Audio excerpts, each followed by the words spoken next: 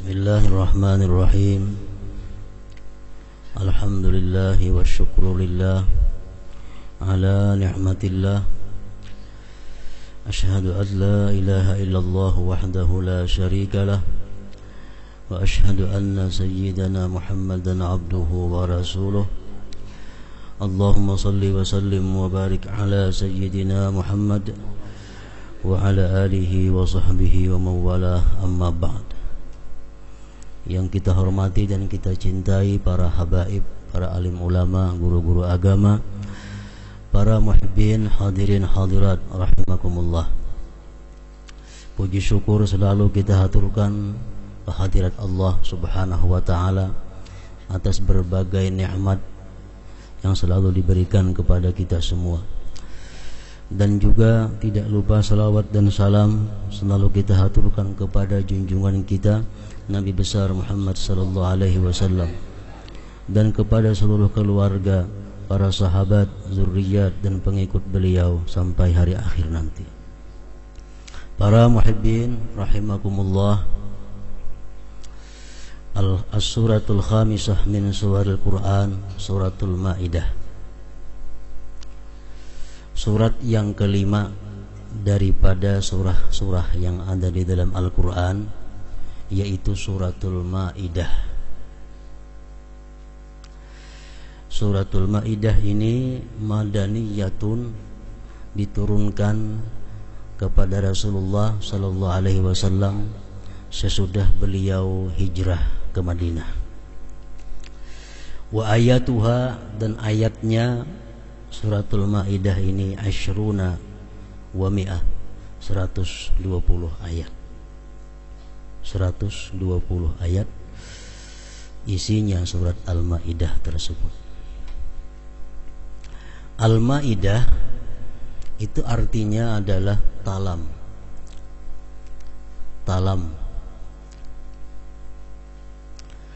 Yang dimaksud di sini adalah talam yang berisi berbagai macam makanan, berbagai macam lauk pauk, dan berbagai macam buah-buahan, sayur-mayur. Ini surat Al-Maidah. Kenapa surat ini dinamai dengan surat Al-Maidah tersebut? Karena di dalam surat tersebut ada beberapa kali diceritakan tentang Al-Maidah, tentang talam yang berisi makanan, buah-buahan, lauk pauk dan sayur-sayuran.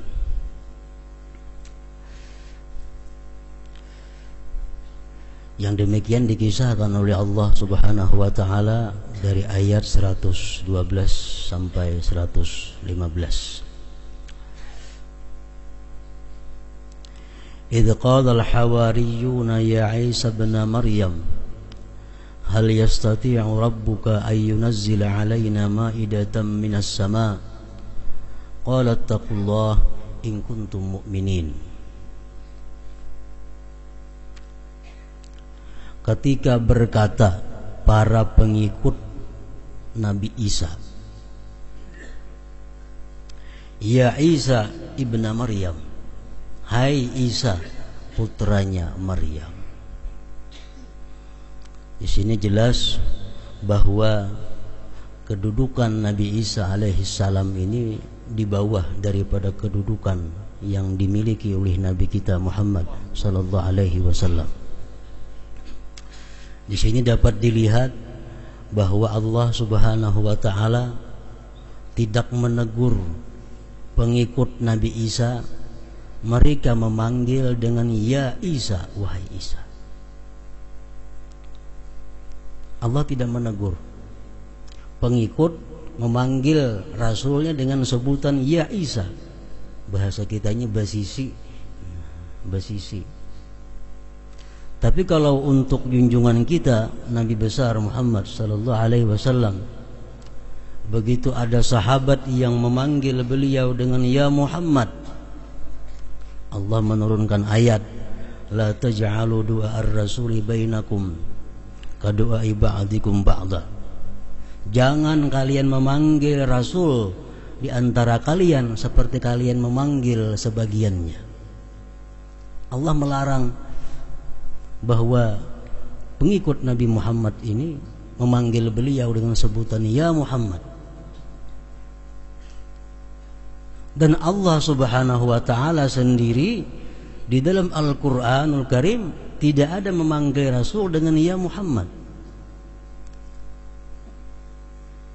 Allah memanggil beliau dengan sebutan ya ayyuhar rasul, wahai rasul. Ya ayyuhan nabiyyu, wahai nabi.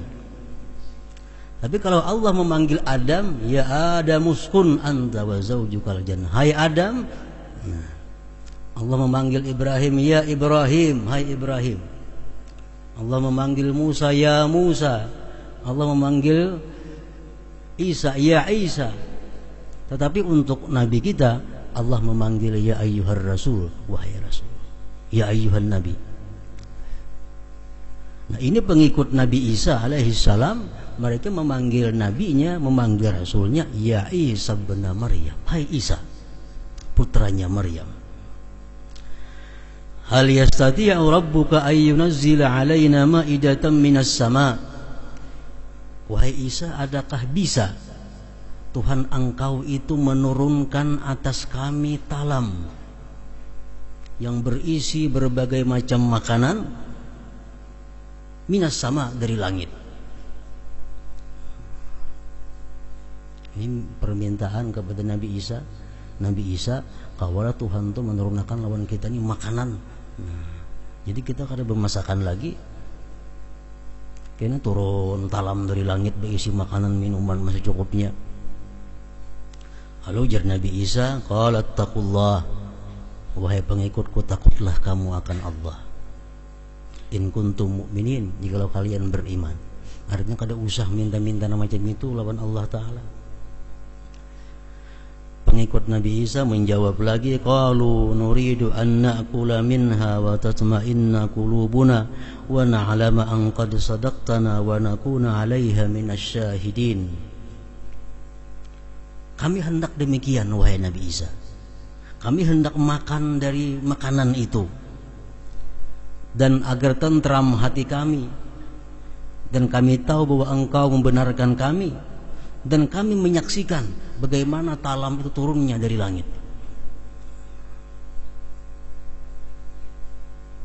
Qala Isa bin Maryam, Nabi Isa berkata, Allahumma rabbana anzil alaina ma'idatan minas sama' takunu lana 'idan li awwalina wa akhirina wa ayatan minka warzuqna wa anta khairur raziqin. Akhirnya Nabi Isa karena didesak terus oleh pengikutnya, akhirnya beliau berdoa kepada Allah. Uji Nabi Isa, hai Tuhanku, hai Tuhan kami, turunkan atas kami ini talam dari langit, agar itu menjadi hari raya bagi orang-orang yang pertama dan terakhir di antara kami, dan sebagai bukti ayat dari engkau, dan berikan kami rizki, engkau sebaik-baik orang yang memberi rizki. Nabi Isa, Nabi berdoa kepada Allah. Allah mengatakan, qala Allah inni munazziluha alaikum. Jadi Tuhan, baik, aku turunkan atas kalian. Faman yakfur ba'du minkum fa inni u'adzibuhu 'adzaban la u'adzibuhu ahadan minal alamin.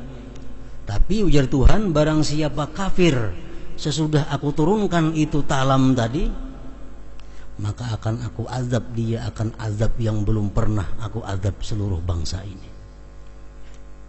Aku mau menurunkan talam itu, tapi bila mana kafir sesudahnya, aku azab dengan azab yang belum pernah ada. Dalam berbagai tafsir maka disebutkan, panazalat ma'idatum minas sama. Akhirnya turun itu talam dari langit. Baina ghamamatain, di antara dua awan. Ada awan di bawahnya, awan di atasnya, di tengah-tengahnya ada talam, alaiha mindil, yang tertutup sapu tangan. Wahum yanzurun, ini pengikut Nabi Isa melihat, oh, itu talamnya ada turun. Hatta sakatat baina aidihim, Akhirnya talam jatuh di tengah-tengah mereka. Pabaka Isa alaihissalam, Nabi Isa menangis, khawatir kalau ini talam yang berisi makanan ini jadi fitnah, mendatangkan bencana kepada pengikut-pengikut beliau. Berkata Nabi Isa, Allahumma ja'alni minasyakirin, jadikanlah aku ya Allah orang yang bersyukur. Summa shalla wa baka, kemudian sidin sembahyang dan menangis lagi Nabi Isa. Wa kasyafal mindil, dan sidin buka tutup talam itu. Ternyata di dalam talam itu berbagai makanan, berbagai lauk pauk, berbagai buah-buahan yang tidak pernah disaksikan sebelumnya.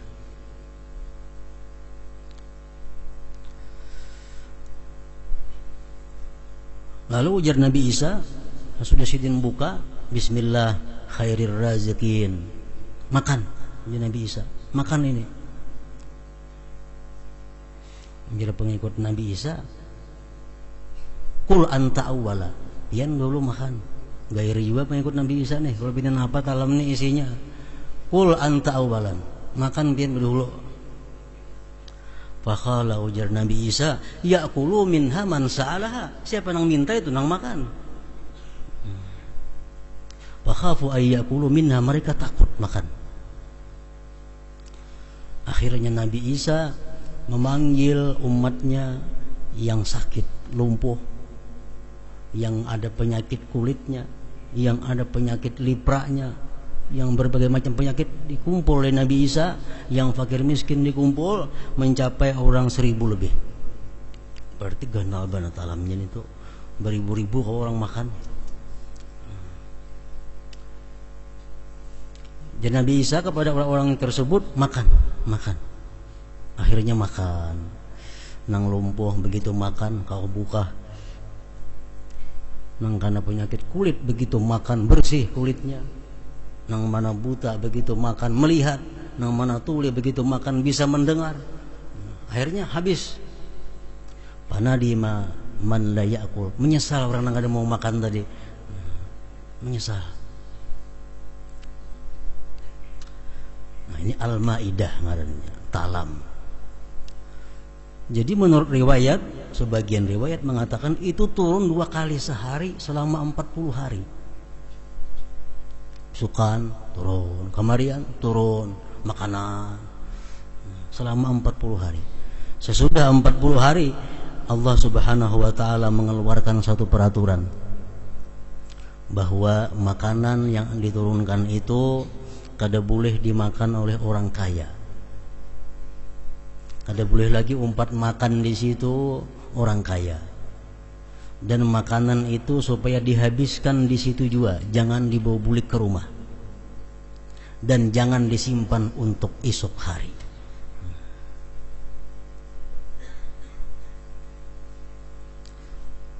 Rasulullah sallallahu alaihi wasallam bersabda, nazalatil maidah minas sama khubzan wa lahma wa umiru an la yakhunu wa la yaddakhiru liwadin.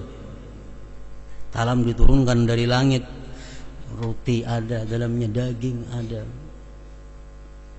dan ada syaratnya, jangan khianat, jangan culas. Nang kaya karena hendak umpat makan bepadah kada kaya.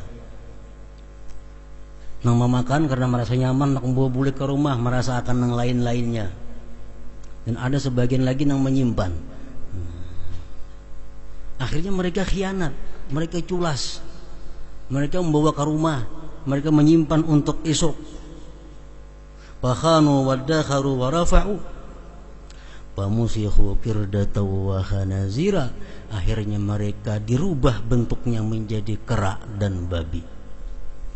Jadi babi orangnya, jadi warik. Jadi Allah sudah mengancam, siapa kafir akan aku azab dengan azab yang belum pernah ada sebelumnya. Nah, inilah sedikit cerita tentang nama surat yang kelima dari Al-Quran. Ini adalah suratul Maidah. Surat artinya talam, yang berisi makanan, buah-buahan dan sebagainya, yang diturunkan oleh Allah Subhanahu wa ta'ala dari langit untuk menunjukkan kekuasaan Allah dan mukjizat bagi Nabi Isa alaihissalam. Para muhibbin rahimakumullah. Surat Al-Maidah ini di dalamnya banyak pelajaran, banyak petunjuk yang diberikan Allah kepada umat Nabi Muhammad sallallahu alaihi wasallam. Di antaranya yang kita bahas adalah di dalam surat Maidah ini ada ayat di mana Allah memberikan petunjuk kepada orang-orang yang beriman dalam hal memilih pemimpin. Memilih pemimpin. RT pemimpin, kepala desa pemimpin, seterusnya ke atas. Nah, Allah memberi petunjuk kepada kita, kepada orang-orang yang beriman, siapa yang dipilih untuk memimpin kita di kampung kita, di kabupaten kita, di provinsi kita, sampai negara kita. Dalam surat Maidah tersebut ayat 51 Allah Subhanahu wa taala berfirman, "Ya ayyuhalladzina amanu la tattakhidhu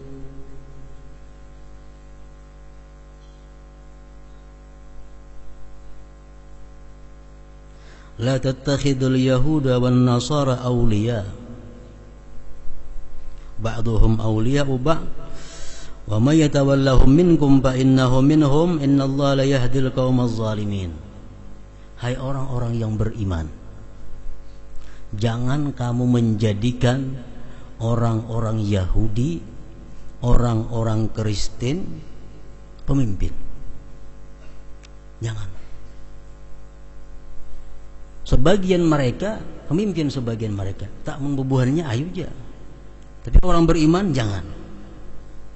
Wa may yatawallahum minkum, siapa-siapa di antara kalian yang mengangkat orang Kristen atau Yahudi menjadi pemimpin, fa innahu minhum, bahwa dia termasuk golongan mereka. Kalau kita memilih pemimpin kita orang yang Kristen, kita Kristen. Fa innahu minhum. Innallaha la yahdil qaumaz zalimin. Allah tidak memberi petunjuk kaum yang zalim. Para muhibbin rahimakumullah. Jadi RT, kepala desa, bupati, gubernur, presiden, pemimpin-pemimpin kita, kalau kita satu saat memilih, kita mesti memilih yang seiman dengan kita. Kalau kita memilih yang Yahudi atau Nasrani, kita termasuk golongan mereka. Termasuk golongan, dan kita tidak akan dapat petunjuk dari Allah Subhanahu wa taala. Jadi kita mesti tahu, bujur masyarakat umum mesti tahu calon yang bakal dipilihnya nih agamanya itu apa.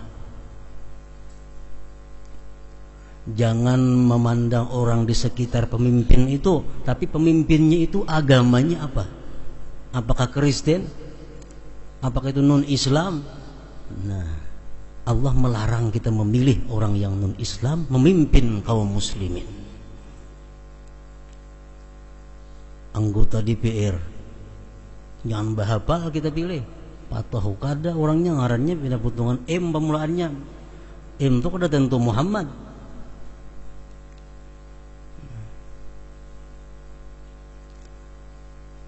Ini mesti teliti, jangan sampai kita memilih orang-orang yang menentang Allah Subhanahu wa ta'ala. Allah tidak suka, Rasulullah tidak suka kalau orang muslim dipimpin oleh orang non-muslim. Jadi kalau penduduk di kampung kita umpamanya orang 300 muslim, 150 non-muslim, calon kepala desanya ada 2, Kristen lawan Islam, ternyata nang manang Kristen, berarti ada umat Islam yang memilih Kristen. Ada berarti umat Islam yang memilih Kristen. Dan para pemimpin pun mestinya sadar, pemimpin yang sayang agamanya pun sadar, apabila terjadi persaingan perebutan pimpinan, andai kata di situ ada 1 Kristen yang calon jadi kepala desa, ada 4 non muslim calon kepala desa lainnya, Nah, 4 ini harus mundur, diulah jadi 1. Akhirnya kalah. Nang muslim dapat 50 seorang, nang non muslim dapat 100-nya seoranganannya.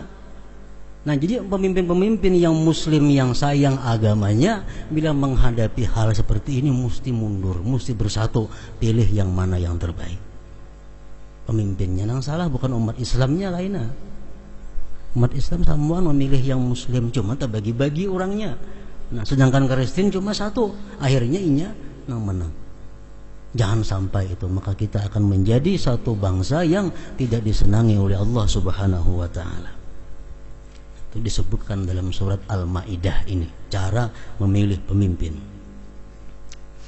Kemudian innama waliyukumullahu wa rasuluhu walladzina amanu alladzina yuqimunas shalah wa yu'tunaz zakah wa hum raki'un. Hanya saja pemimpin kamu itu adalah Allah dan Rasulnya dan orang-orang yang beriman, yang mereka itu melaksanakan salat, menunaikan zakat.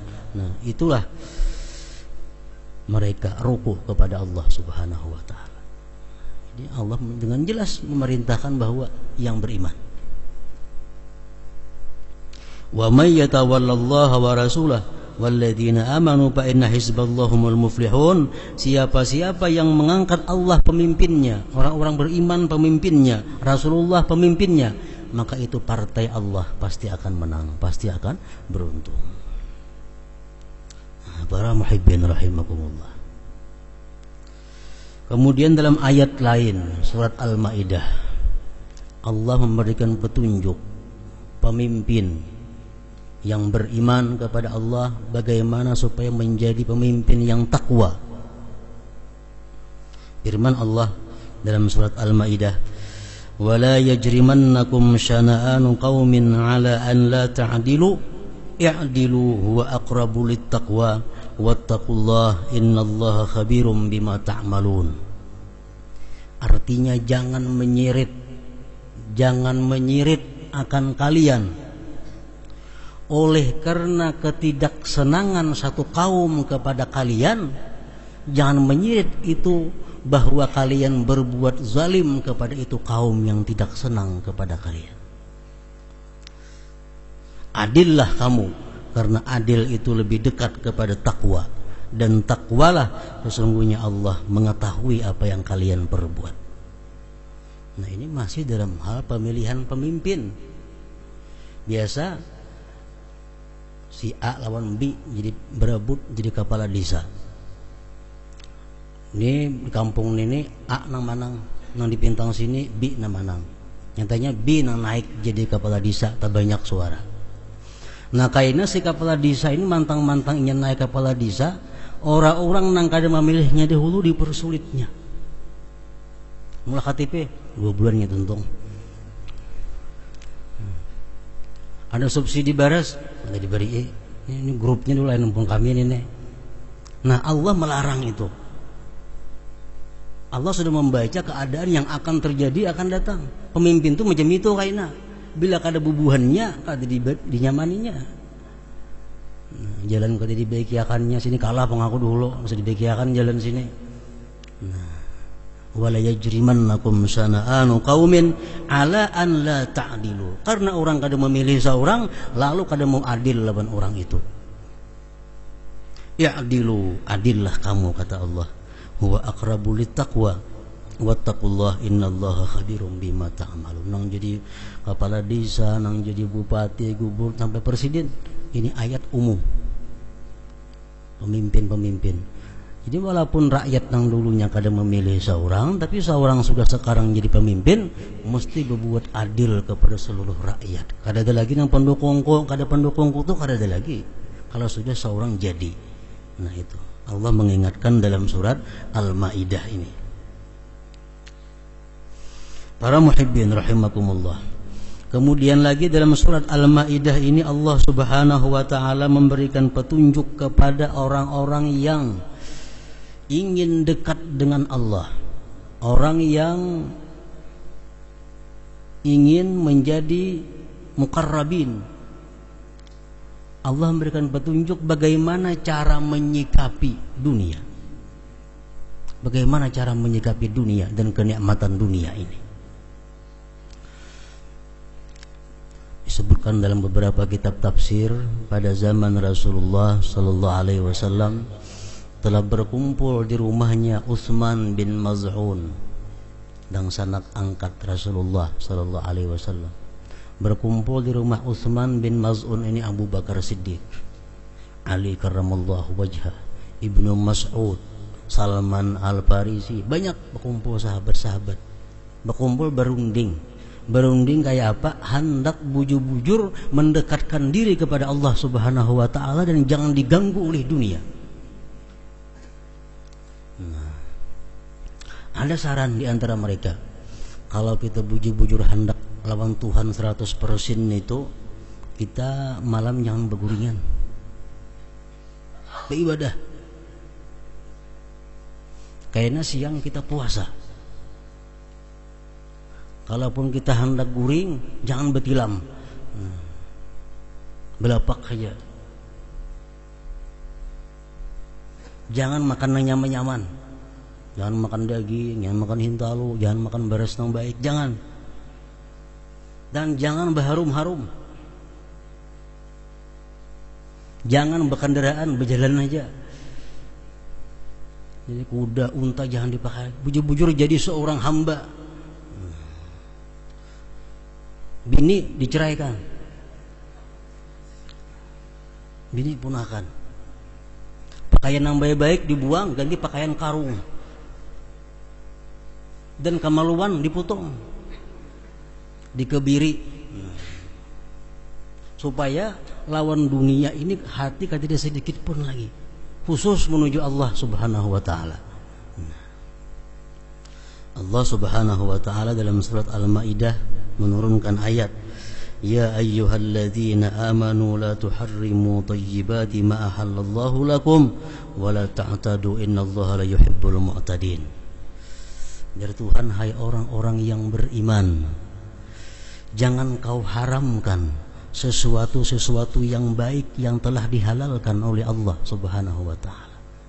Guring baik jangan diharamkan, makan daging boleh jangan diharamkan, babi ini boleh jangan diharamkan, berminyak haram boleh jangan diharamkan. Jangan mengharamkan yang baik-baik yang dihalalkan oleh Allah.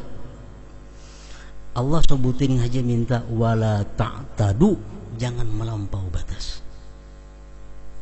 Jangan melampau batas. Artinya melampau batas apa? Jangan sampai kita makan, minum, berpakaian, berkendaraan, bergaul membuat dosa. Kalau kita berpakaian membuat dosa, melampau batas. Silahkan pakai pakaian yang baik-baik, pakaian yang larang-larang, tapi jangan melampau batas. Artinya apa? Jangan maulah jadi dosa. Pakaian paharatnya tapi sombong, nah ini yang jadi dosa. Ini melampau batas. Laki-laki karena duitnya banyak nukar pakaian sutra, melampau batas. Nah, selama hatu dibolehkan, pakai, asal jangan melampau batas. Nah kemudian makan boleh senyaman-nyamannya, seluas-luasnya, tapi jangan melampau batas. Nah, makanan hibak di atas meja, 5-6 macam makanan, yang dimakan seapa ada. Sisanya kadang-kadang dibuang, kadang-kadang basi, melampau batas. Nah itu Allah nang kada suka. Kita boleh makan daging, makan apa nang nyaman-nyaman, nang halal tuh boleh. Syaratnya ya Tuhan jangan melampau batas.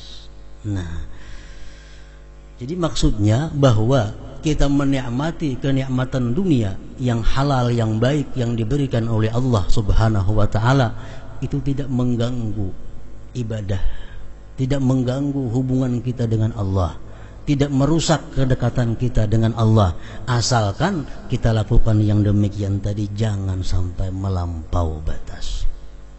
Ada duitnya, nukar kendaraan, nang baik, nang larang, nang nyaman, boleh, tapi jangan melampau batas. Mengeridit melampau batas. Kenapa melampau batas? Kada mampu nukar, berhutang, itu melampau batas. Nukarlah menurut duit nang ada. Ini bukan berarti mengeridit itu haram, kada. Ini bicara mengenai orang yang ingin dekat dengan Allah. Mengeridit itu mau kumpeke boleh, Tapi menurut orang-orang yang dekat dengan Allah, orang-orang yang belajar ilmu tasawuf, ada mau mengaridit. Kenapa sebabnya? Satu, merasa panjang umur. Kan mengaridit 2 tahun, berarti rasa 2 tahun lagi hidup. Yang kedua, bulanan sampai ini duitnya kadang berpikir, nah apa nih, ini tanggal sekian nah sudah pajang berkaridit, duitnya kalau ada lihatan, berpikir kan bisa berhutang pulang ke situ kamari, jadi pikiran. Nah, mati sebelum itu mati bertinggal hutang. Nah, jadi kalau bicara mengaridit itu boleh, ya boleh menurut hukum fikih, artinya kada haram dan itu halal. Cuma akibatnya banyak membawa kepada yang negatif. Kalau kita kemampuan nukar sepeda motor nang 5 juta, nukar nang 5 juta, berapa nukar 15 juta, berhutang 7 jutanya. Melampau batas ini nang Allah Subhanahu wa taala tuh ada ketujuh. Melampau batasnya. Berkendaraan, bersepeda motor boleh. Siapa yang mengharamkan itu? Asal jangan melampau batas. Wa kulu mimma razaqnakum halalan thayyiba, dan makanlah daripada rezeki yang kami berikan kepada kalian yang halal dan baik. Wattaqullah, dan takwalah kepada Allah, alladzi antum bihi mu'minun, yang dengannya kalian beriman. Nah, jadi di sini ada 3 macam yang kita ambil daripada petunjuk-petunjuk Al-Qur'an di dalam surat Al-Maidah ini. Dan berpuluh-puluh lagi banyak petunjuk Allah kepada kita dalam surat Al-Maidah. Nah, mudah-mudahan kita dapat mengamalkan apa yang telah diberikan petunjuk oleh Allah Subhanahu wa taala. Wa ila hadratin Nabi sallallahu alaihi wasallam al-Fatihah.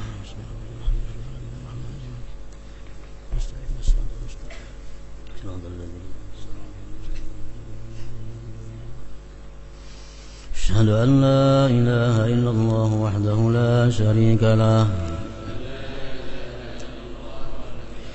أشهد أن سيدنا محمدا عبده ورسوله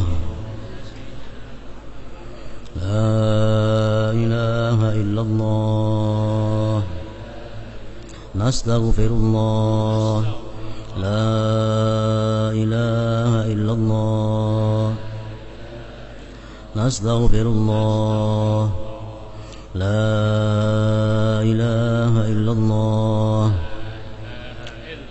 نستغفر الله لا إله إلا الله ونتوب إلى الله لا إله إلا الله محمد رسول الله صلى الله عليه وسلم فيا أيها الراجون منه شفاعة صلوا عليه تسليما صل وسلم وبارك